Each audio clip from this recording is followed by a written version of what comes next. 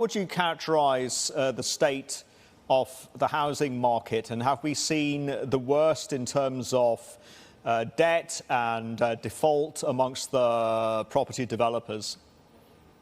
Yeah, indeed. I think while we are looking for that post-COVID recovery this year on the domestic demand side, especially consumption, housing is still a very important sector we watch out for very closely, where it's still in the short term continue to be seen as a drag on growth.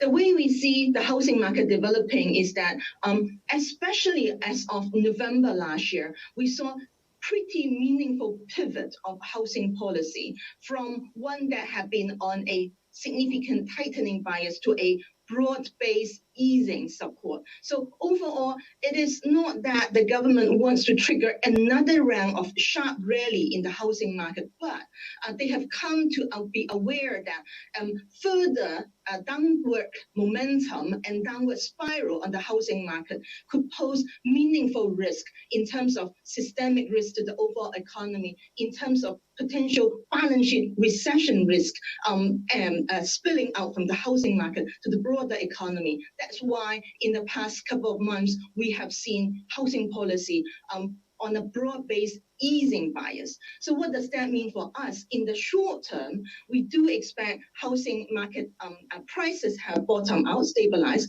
We do expect housing market activity on a sequential basis to bottom out in the next couple of months, probably by second quarter, and then to be followed by moderate recovery into the second half. Having said that, on a medium to longer term perspective, we do not expect housing to come back to be a major driver of growth as we have been used to in the past 2 decades or so.